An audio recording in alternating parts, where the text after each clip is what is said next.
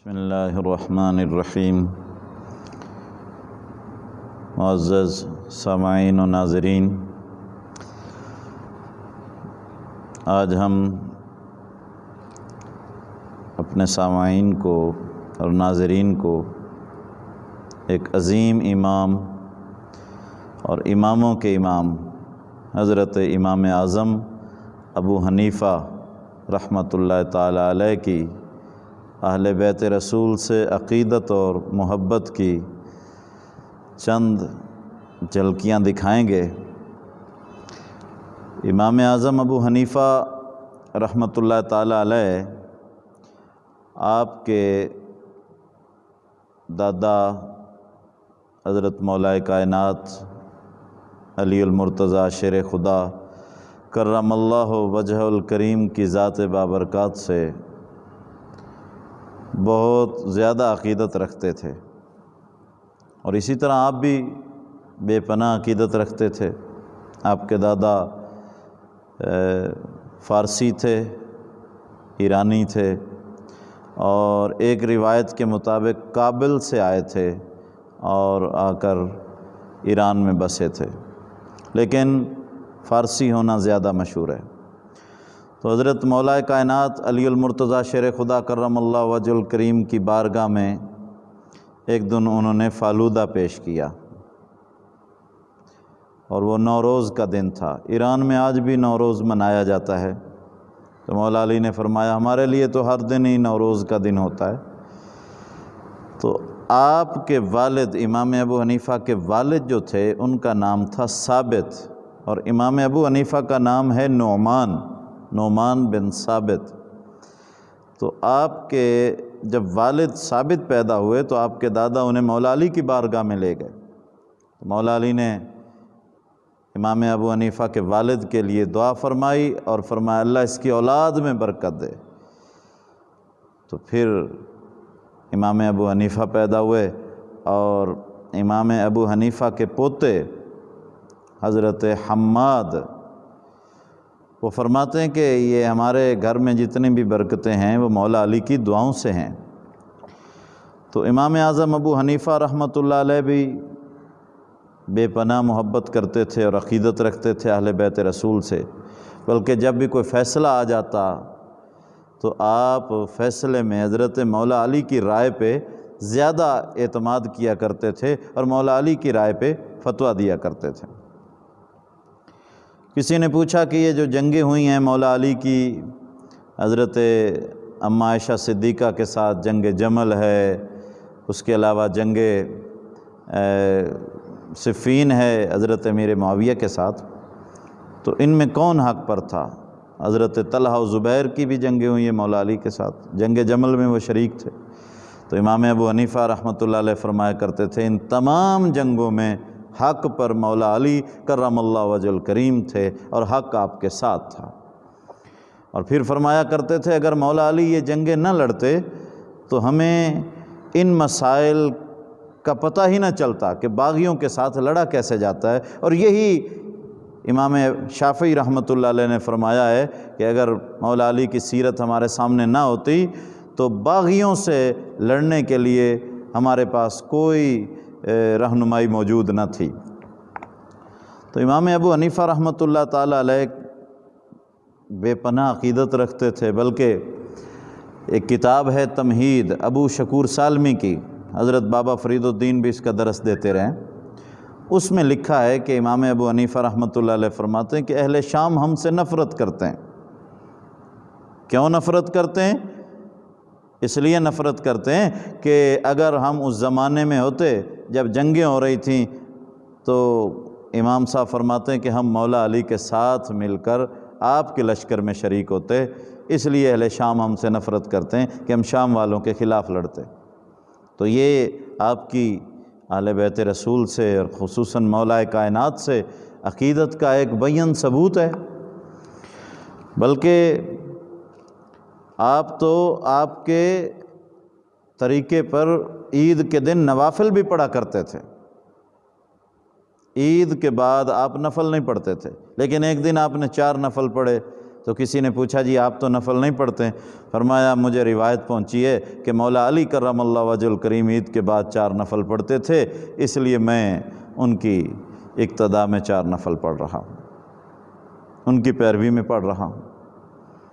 اور پھر آپ فرمایا کرتے تھے کہ مولا علی کی روایت مجھ تک پہنچی ہے کہ آپ فرماتے ہیں انسان کا جو خرچہ ہے نفقہ یہ 4000 درہم یا اس سے کچھ کم ہونا چاہیے۔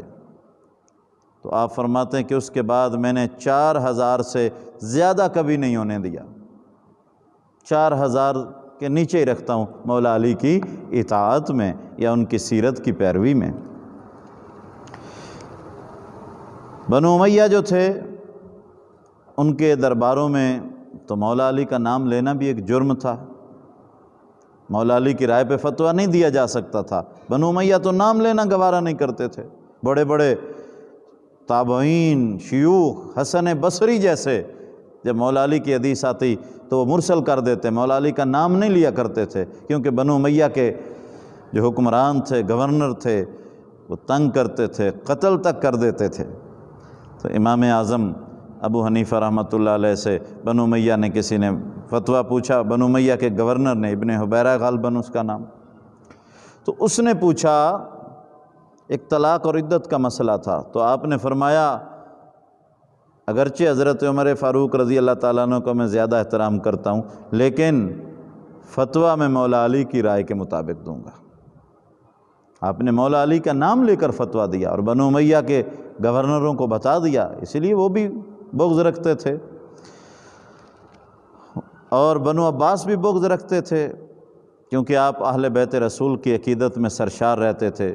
جب امام زید بن زین العابدین، جو امام زین العابدین کے فرزند ہیں، انہوں نے خلیفہ حشام بن عبد الملک کے خلاف علم جہاد بلند کیا تو امام اعظم ابو حنیفہ رحمۃ اللہ علیہ نے امام زید کے ہاتھ پہ بیعت فرمائی اور 10,000 درہم بطور نذرانہ دیے، اور بعض روایتوں میں 30,000 بھی آتا ہے، اور پھر فتویٰ دیا۔ لوگوں نے پوچھا کہ امام زید کا جو خروج ہے، بلکہ اسے قیام کہیں گے، کیا وہ جائز ہے خلیفہ کے مقابلے میں؟ تو امام اعظم ابو حنیفہ رحمۃ اللہ علیہ نے فرمایا کہ زید کے ساتھ مل کر ان کے دشمنوں سے لڑنا ایسا ہی ہے جیسے جنگ بدر میں تم رسول اللہ کے ساتھ کھڑے ہوئے ہو۔ اور یہ فتویٰ صرف امام زید کے لیے نہیں دیا، بلکہ یہی فتویٰ آپ نے حضرت امام حسن کے پوتے حضرت عبداللہ کے بیٹے حضرت ابراہیم کے حق میں بھی دیا ہے کہ ان کے ساتھ مل کر عباسیوں کے منصور کے خلاف لڑنا بھی جنگ بدر میں رسول اللہ کے ساتھ کھڑے ہونے کے مشابہ۔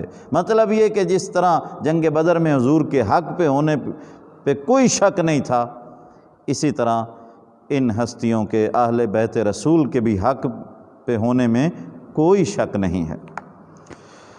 حضرت امام اعظم ابو حنیفہ رحمۃ اللہ علیہ ان کے پاس پڑھا کرتے تھے، امام محمد الباقر کے شاگرد تھے، ان سے پڑھا ہے، پھر امام زید سے پڑھتے رہیں، امام باقر کے بیٹے، اور پھر امام باقر کے بھائی حضرت زید سے پڑھتے رہیں، اور پھر امام جعفر الصادق سے پڑھے، اور فرماتے ہیں میں نے امام جعفر الصادق سے بڑا فقیہ نہیں دیکھا۔ 40 سوال آپ نے تیار کیے امام جعفر الصادق سے کرنے کے لیے، اور منصور کے دربار میں آئے۔ اس وقت ابھی تک منصور نے سادات کو تنگ کرنا شروع نہیں کیا تھا، منصور کے دربار میں آئے، امام جعفر الصادق علیہ السلام دربار میں بیٹھے تھے، تو امام ابو حنیفہ فرماتے ہیں مجھے منصور کی بجائے امام جعفر الصادق کا رعب زیادہ محسوس ہوا، ان سے مرعوب ہوا میں، پھر میں نے 40 سوالات کیے، تو امام جعفر الصادق رحمۃ اللہ تعالیٰ علیہ السلام فرزند رسول، آپ نے 40 کے جواب دیے، اور جواب اس طرح دیتے تھے کہ کوفہ والوں کی فقہ میں یہ ہے، مدینے والوں کے فقہاء اس کے بارے میں یہ کہتے ہیں، تم یہ کہتے ہو، اور ہم اہل بیت اس بارے میں یہ کہتے ہیں۔ 40 کے جواب، فرماتے ہیں کہ میں نے جعفر الصادق سے بڑا فقیہ کوئی نہیں دیکھا اپنی زندگی۔ اور پھر آپ نے امام جعفر الصادق سے پڑھا بھی ہے، اور 2 سال مسلسل شاگردی کی، حالانکہ ہم عصر تھے۔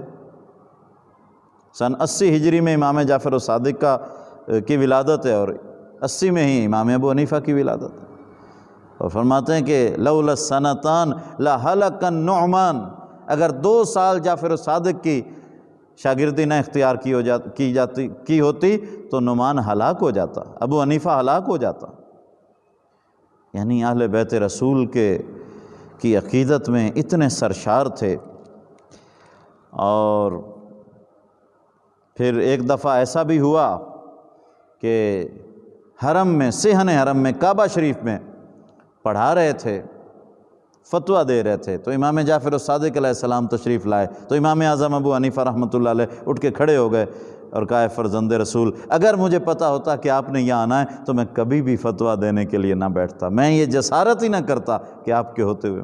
تو امام جعفر صادق نے فرمایا، فتویٰ دیتے رہو، دیتے رہو۔ امام موسیٰ کاظم علیہ السلام کی نظر رحمت بھی پڑی ہے ان پہ، آپ نے دیکھ کے فرمایا، آپ ہی ابو حنیفہ ہیں؟ کہنے لگے جی، آپ نے کیسے پہچانا؟ تو امام موسیٰ کاظم علیہ السلام نے قرآن کی آیت پڑھی، سیماہم فی وجوہہم من اثر السجود، ان کی پیشانیوں پہ سجدوں کے نشان ہوتے ہیں۔ تو یہ پہچان کی وجہ بتائی۔ پھر آپ نے حضرت ابراہیم بن عبداللہ بن حسن، امام حسن کے پوتے حضرت عبداللہ کے بیٹے حضرت ابراہیم کے حق میں فتویٰ دیا۔ گھر کی سیڑھیوں پہ کھڑے تھے اور 2 لوگوں کو کہہ رہے تھے، جاؤ ابراہیم کا ساتھ دو۔ ایک عورت نے پوچھا، میرا بیٹا ابراہیم بن عبداللہ امام حسن کی اولاد سے، امام حسن کے پوتے کے فرزند جنہوں نے منصور عباسی کے خلاف قیام کیا، اس کے ساتھ مل گیا، تو آپ نے فرمایا تیرا پوتا صحیح جگہ پہ ہے۔ امام ابو اسحاق فزاری کہتے ہیں کہ میرا بھائی ابراہیم کے ساتھ شہید ہوا ہے، تو پتہ نہیں اسے اجر بھی ملے گا کہ نہیں، تو امام ابو حنیفہ نے فرمایا اسے بدر کے لوگوں جیسا اجر ملے گا۔ یعنی اس طرح کی عقیدت کیا کرتے تھے۔ اور ایک دفعہ درس دے رہے تھے ایک مجلس میں، تو کئی دفعہ اٹھ کے کھڑے ہو گئے، پھر بیٹھ جاتے، پھر کھڑے ہو جاتے۔ تو کسی نے کہا، جی آپ کیوں کھڑے ہوتے ہیں بار بار؟ تو فرمایا، یہ بچے کھیل رہے ہیں، ان بچوں میں ایک بچہ مولا علی کی اولاد سے جب بھاگتا ہوا ادھر آتا ہے تو میں اس کی تعظیم میں کھڑا ہو جاتا ہوں۔ یہ عقیدت تھی، یہ محبت تھی، اور بہت زیادہ ان ہستیوں کی، اور انہی کی محبت میں آپ کو قید بھی کیا گیا۔